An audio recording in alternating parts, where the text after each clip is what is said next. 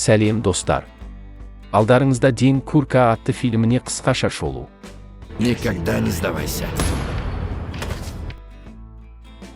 Таныс болыңыздар, бұл Рой Палуэр, ол уақыт ілмегіне 139 рет түсіп отыр. Проснись и пой, пора вставать. Күн сайын оны біреу өлтіреді, содан кейін уақыт қайтадан басталады.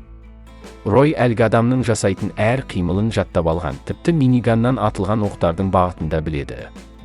Ал тікұшақ үйге соғылғаннан кейін, Рой терезеден секіріп түсіп кетеді. Дәл сол сәтте төменнен жүк көлігі өтіп бара жатады.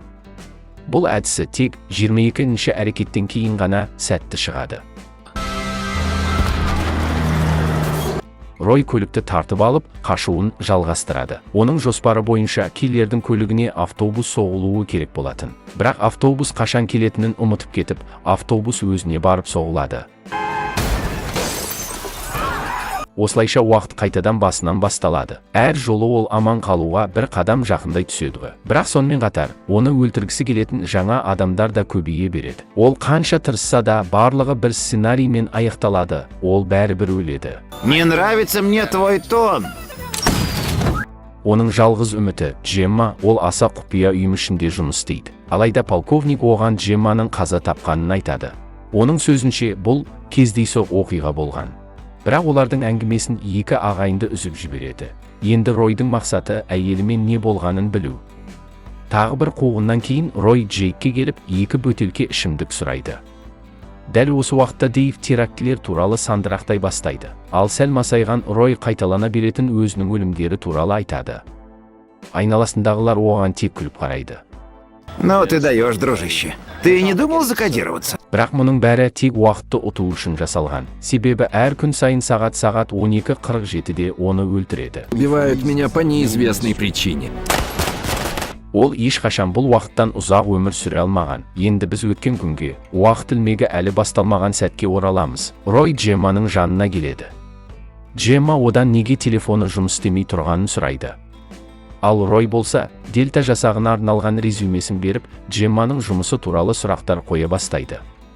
Ол бұл жердің түгелдей тыңдалатынын білмеген еді. Дәл қазір олардың әңгімесін полковник тыңдап отыр. Джемма бұл құрылғы уақыт пен кеңістікті бұза алатынын айтады. Бірақ бұл бар болғаны бастамасы. Егер ол құрылғыны дұрыс қолданбаса, бүкіл әлем жойылып кетуі мүмкін. Осы сәтте күзет бастығы оларға қарай беттейді. Ал Рой Джеммадан ұлына өзі туралы айтып беруін өтінеді. Мне важно, чтобы он знал, Джемма. Алайда Джемма мұның қажеті жоқ дейді. Өйткені Рой үшін соғыс отбасынан маңыздырақ сияқты. Сол сәтте бөлмеге Бред кіріп, Дельта бөлімінде бос орын жоқ екенін. Ал полковник Джемманы күтіп отырғанын айтады. Вот же козел. Алайда Бред кеткен соң Джемма Дельтада емес, тек өз бөлімінде орын бар екенін айтады. Бұл өте құпия тапсырма. Полковник Ройдың түйіндемесіне қызығып отырады және Бредке оның артынан жасырын бақылау ұйымдастыруды бұйырады. Егер ол кедергі келтіре бастаса, сырттан жалданған адамдар арқылы көзін жою қажет екенін білдіреді. Сол уақытта Джемма кабинетінде Ройдың шашынан бір тал қиып алып, Ройға оның өзгеру керегін айтып, құлағына бірнеше мәрте Осирис деген сөзді қайталайды. Запомни вот что.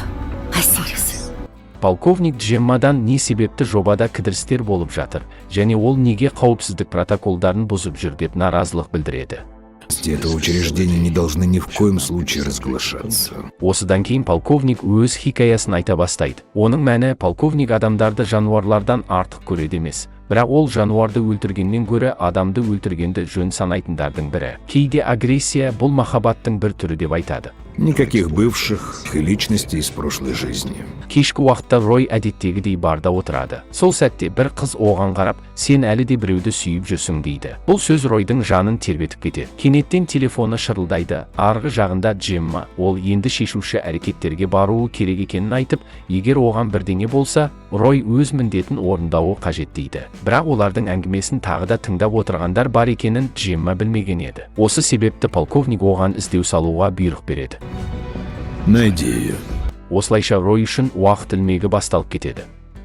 141-ші талпынысында ол Осирис сөзінің мәнін түсінуге тырысады. Іздеу барысы оны бір ойын клубына алып келеді.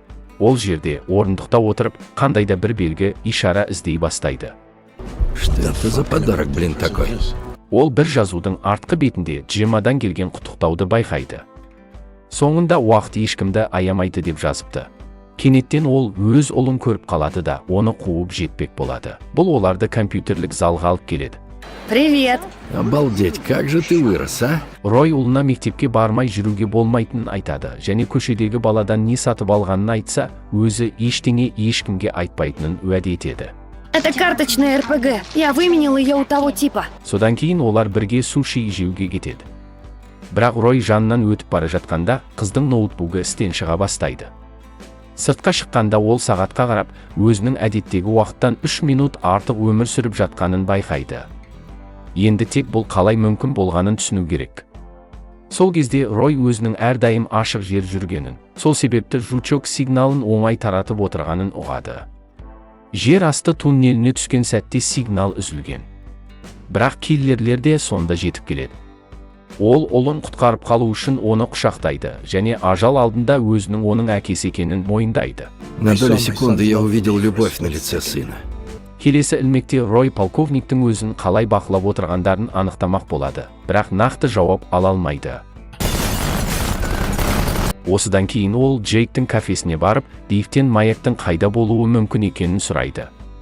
Олар жучоктың тістің ішінде болуы мүмкін екенін ойлап табады. Сол сәтте Рой тіс дәрігеріне барғанын, ол жерде полковниктің күзетшісі де болғанын есіне алады. Ол Джейктен тістеуік сұрап, қажет тісті табу үшін біртіндеп өз тістерін жұла бастайды. Ақыры Дейв бір күмәнді тісті байқап қалады. Кенеттен бір киллер келіп, бәрін қайтадан 145-ші ілмекке жібереді. Скоро увидимся, Дейв. Ол қыздан жучокты орнатуға нақты Бреттің бұйрық бергенін біледі. Осыдан кейін Рой қайта кафеге оралып, денесінен маякты алып тастайды, және оны енді қармақ ретінде қолдана бастайды. Қармаққа алғаш түскені Пэм, бірақ бұл тек бастамасы еді. Ты меня убьешь? Просто пристрелю. Енді Рой өзі аңшылыққа шығады. Барлық қаскөйлерді жойған соң, ол Бретке телефон шалып, мен саған бара жатырмын дейді. Сол кезде оның ойына қабырғаны бұзып өту идеясы келеді. Бірақ бұл тек оны 146-шы талпынысқа қайтарады. Енді ол қабырғаны секіріп өтіп, көлікті жарып жібере алады. Осылайша жаңа ілмек басталады. Я так просто не отстану, урод. Бұл жолы ол өзін басқаша көрсетіп, нысан ішіне оңай кіріп кетеді. Лифтпен жоғары көтерілу үшін Рой карта қолдануы керек еді, бірақ сол сәтте карта жарамсыз болып қалады. Осылайша бәрі қайта басталып, 148-ші талпыныс іске қосылады. Тек 150-ші ретте ғана ол полковниктің кабинетіне кіре алады. Бірақ ол жерде оны Гуанин күтіп отыр еді. Ройдың есіне Индиана Джонс фильміндегі көрініс түседі. Онда жау тапаншаға қарсы шығып, бірден оққа ұшады. Рой да дәл солай жеңіске жетемін деп ойлаған, бірақ бұл жолы оқтары таусылған екен. Енді оның алдында Гуанинді жеңу сынағы тұр, ал ол оқ өтпейтіндей әсер қалдырады. Бір сәтте тіпті полковник өзі келіп, Ройды өз қолымен өлтіреді. Бірақ сол кезде Рой Осирис деген сөздің мәнін түсінеді. Джемма өлмей тұрып құрылғыны іске қосқан, сол себепті Рой уақыт машинасы, яғни Осиристің өзіне айналған. Джемманың басты мақсаты Ройдың полковникті тоқтатуы еді. Ол Ройға сенім артты. Кейін Рой бардағы әйелден катанамен шайқасуды үйретуді сұрайды. Әйел оған бізде тек бір күн ғана бар дейді. Бірақ Рой бұл күннің мәңгіге созылатынын өзі де біледі. Оған Гуанинді жеңу үшін 50 талпыныс қажет болды. Кенеттен күзетші шабуыл жасайды, бірақ ол да басқалармен бірге жер жастанады. Осыдан кейін полковник, егер сен осында болсаң, сенің ұлыңды кім қорғайды, дейді. Если ты зашел так далеко, чтобы убить меня, то кто спасет его? Рой дереу ұлына қарай жүгіреді, бірақ тым кеш қалып қояды. Осы сәтте әлем апатқа ұшырайды. Рой ауыр күйзеліске түседі, бірақ соңында өз-өзіне келеді. Ты примешь меры.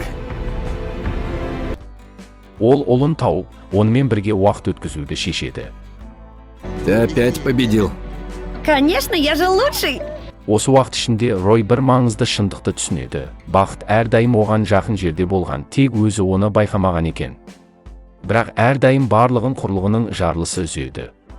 Кезекті ілмектердің бірінде ұлы оған, Джемма маған сағат 7:03-те хабарласқан деп айтып қалады. Бұл Ройдың төсектен оянған уақыты болатын. Демек, оның Джемманы құтқаруға әлі де мүмкіндігі бар. Рой зертхананың орталығына кіріп, жауларды жоймас бұрын Джемма өлтірілген уақытты сағат 7:14 екенін байқайды. Бұл дегеніміз, оның Джемманы құтқаруға 10 минуты бар.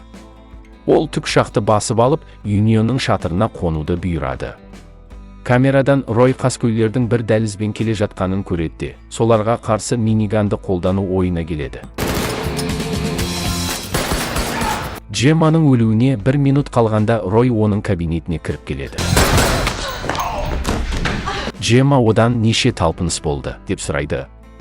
Рой күліп, бар болғаны бір-ақ рет дейді. Джемма оған, сен құрылғыға кіруің керек, тек сол кезде ғана бәрі тоқтауы мүмкін дейді. Рой ортасына кіргенде, оның әр түрлі нұсқалары бірігіп, көз алдында жарықтар мен бейнелер жылтылдай бастайды. Бірақ әлемнің тағдыры не болғанын біз ешқашан білмейміз. Осымен фильм аяқталады. Назарларыңызға рахмет. Видеоға лайк басып, пікір қалдырып, каналға жазылуды ұмытпаңыздар. Келесі кездескенше.